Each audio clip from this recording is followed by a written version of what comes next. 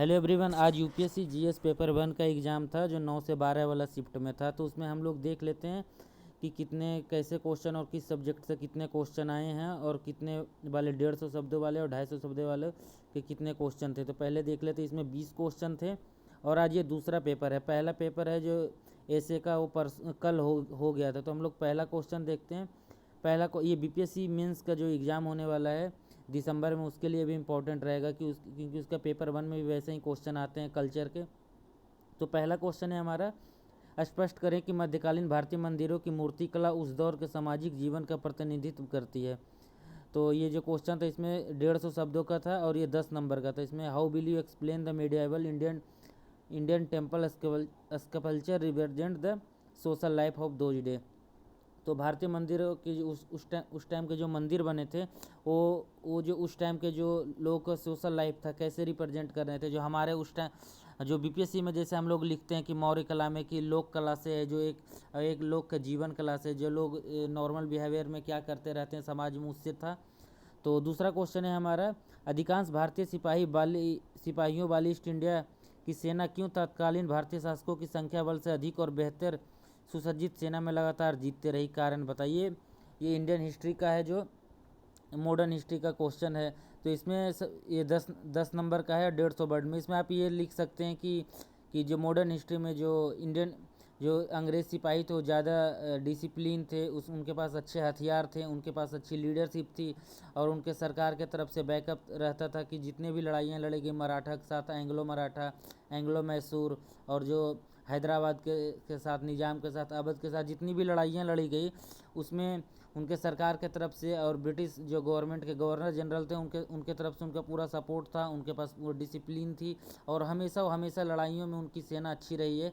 तो ये पूरा ब्रॉड लेवल पे एक अलग अलग डायमेंशन में लिखना था।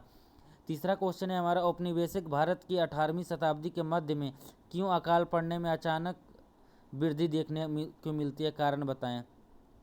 तो ये औपनिवेशिक जो 18वीं शताब्दी का ये क्योंकि उस टाइम 2-3 अकाल का जो आपको वर्णन करना पड़ेगा। एक कैंपबेल के टाइम में आया था, एक लीटन के टाइम में जो स्ट्रेची आयोग आया था, इसके सारे का वर्णन आपको करना पड़ेगा और 150 शब्द में अलग अलग डायमेंशन में।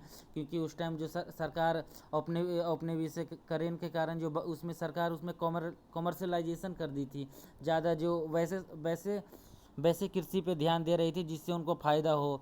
जैसे कि उस टाइम में जो रबड़ वाले हो गए हैं, कृषि में हो गए, जो नील की खेती हो गई, इनका बढ़ावा सरकार ने ज़्यादा दिया, जिसके कारण जो बंगाल, बिहार, उड़ीसा में बहुत भयंकर अकाल पड़ी। उसी के टाइम जो लॉर्ड लिटन थे उन्होंने एक इसके संदर्भ में एक स्ट्रेची आयोग का गठन भी किया था और इसी को ब्रॉड लेवल पे आपको डिस्कस करना रहेगा।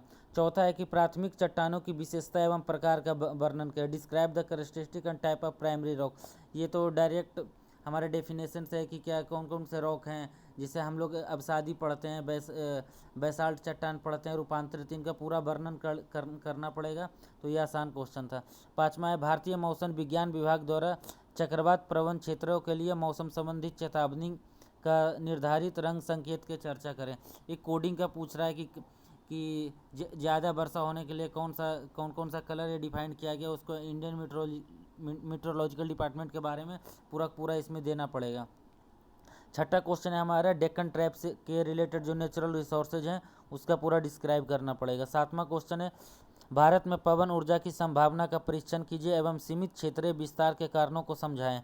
तो भारत में जो पवन ऊर्जा की संभावना है उसके बारे में हम लोग को लिखना पड़ेगा और सरकार का योजनाओं को भी इसमें दिखाना पड़ेगा कि सरकार ने इसके लिए कितना टारगेट रखा है। 2024 तक जो पहले 175 गीगावाट था उसको बढ़ा के 450 गीगावाट कर दिया गया है। और जो नीति आयोग की तरफ से जो निकाला गया कर्नाटक का पहले नंबर, इसके पूरा ब्रॉड डायमेंशन में करना पड़ेगा। जो सस्टेनेबल डेवलपमेंट गोल है उसके बारे में भी बताना पड़ेगा।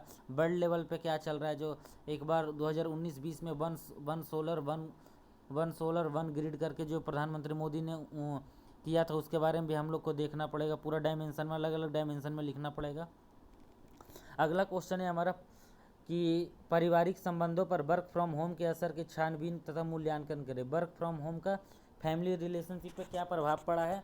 तो आप इसमें जो कोरोना के बाद अब पोस्ट कोरोना और प्री कोरोना में जो वर्क फ्रॉम होम हुआ है उस पर फैमिली पे क्या, इसमें जो दिखाया गया नेशनल फैमिली हेल्थ सर्वे और अलग अलग जो इंस्टीट्यूशन है उनका जो रिपोर्ट है उसके वर्णन कर सकते हैं आप।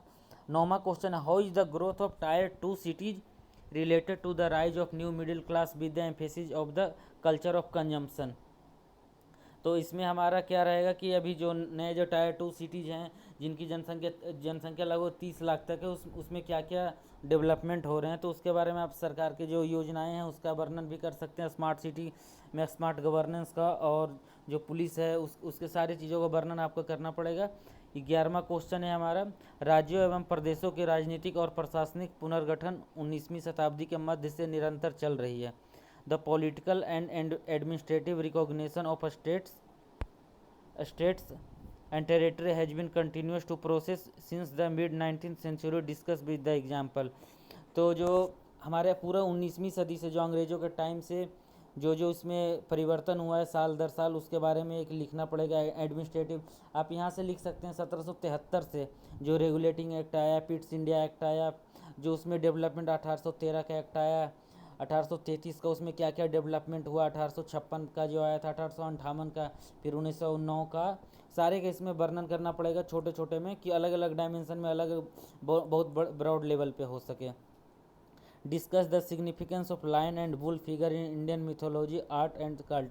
ये आर्ट एंड कल्चर का क्वेश्चन है, तो इसमें एनिसेंट हिस्ट्री के इसमें दिया हुआ है, तो इसमें हमारा वैदिक कल्चर का इसमें पूरा इसमें जिक्र करना पड़ेगा। और जो हमारा इंडस वैली सिविलाइजेशन उसमें क्या क्या पाए गए हैं कि हाथी, चीता, गैंडा और भैंसा के बारे में जो है इसमें एक मूर्ति मिली है, तो उसके सारे का वर्णन करना पड़ेगा। 14वां क्वेश्चन है, what are the forces of influence ocean current. तो ओशियन करंट के जो समुद्री धारा का प्रभाव क्या है विश्व के मत्स्य उद्योग में, उनके योगदान का वर्णन करें।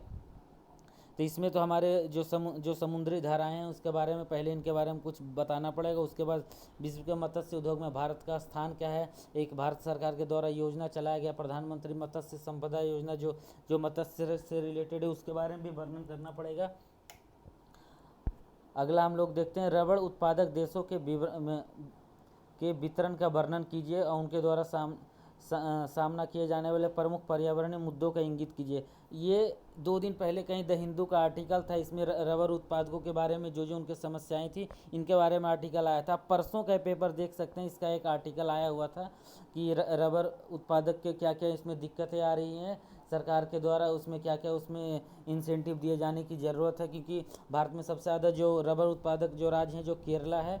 तो इसके बारे में परसों का आर्टिकल आप लोग देख सकते हैं, बहुत अच्छे से इसमें बताया गया था। Mention the significance of straight and isthmus. ये जल संधि और स्थल संधि के मध्य का उल्लेख कीजिए अंतर्राष्ट्रीय व्यापार में। तो ये तो अच्छा था, हम लोग एग्जाम्पल के द्वारा भी कर सकते हैं कि जो स्ट्रेट है, जैसे पर्सियन गल्फ वाला है, वहाँ पे जो मलक्का स्ट्रेट है, और इसके बारे में जो अलग अलग स्टेट है मैप के साथ इसको हम डिस्क्राइब कर सकते हैं। अगला हमारा क्वेश्चन है, क्षोभ मंडल वायुमंडल का एक महत्वपूर्ण परत है जो मौसम प्रतिक्रियाओं का निर्धारण करता है। पहले इसमें क्या है कि क्षोभ मंडल के जो जितने मंडल उसके पूरा एक डायग्राम बना देंगे और फिर उसके क्षोभ मंडल के बारे में बताएंगे। यहाँ पे जो मौसमी घटनाएं होती है तो इसका पूरा वर्णन करेंगे। और फिर इसका significance atmospheric layer and determine whether में इसका क्या प्रभाव है वो इसका लिखेंगे। 18वां क्वेश्चन है हमारा इंडियन सोसाइटी का। तो भारतीय समाज में जाति, क्षेत्र तथा धर्म के समानांतर पंथ की विशेषता की विवेचना कीजिए। तो भारतीय समाज में जो कास्ट है, रिलीजन है, इस पर क्या प्रभाव पड़ा है उसके बारे में एक डायमेंशन दे देंगे। और फिर थोड़ा आर्टिकल से रिलेटेड भी इसमें कर देंगे कि हमारा जो race, religion, caste, gender, place है उसके बारे में भी उसमें बताएंगे। 19वां क्वेश्चन है से टॉलरेंस क्या सहिष्णुता, सम्मिलन और बहुलता मुख्य तत्व हैं धर्मनिरपेक्षता के भारतीय रूप का निर्माण करते हैं। तो जो इंडियन सोसाइटी का ये है कि धर्मनिरपेक्षता के बारे में पहले इसके बारे में बताएंगे, प्लुरलिज्म क्या है, टॉलरेंस, इनके बारे में जो करेंट से रिलेटेड है सीनेरियो उसका पूरा वर्णन करेंगे। सबसे लास्ट क्वेश्चन है कि इसमें भूमंडलीय ग्लोबलाइजेशन से हमेशा एक क्वेश्चन देता है, इसका सिलेबस ही है एक जीएस पेपर 1 के लिए। तो अपर्याप्त संसाधनों की दुनिया में भूमंडलीकरण एवं नए तकनीक के रिश्तों को भारत के विशेष संदर्भ में स्पष्ट करें। तो ग्लोबलाइजेशन का प्रभाव क्या है, भारत ने दुनिया के से कैसे देशों से जुड़ा है, अपने ग्रोथ को कैसे बढ़ाया है और क्या प्रभाव पड़ा है, पूरे का वर्णन करना पड़ेगा। तो आप लोग एक बार देख लें जो बीपीएससी का मेंस जो देंगे दिसंबर में या अगली 68वीं के लिए, उनके लिए भी ज़रूरी है कैसा क्वेश्चन आ रहा है।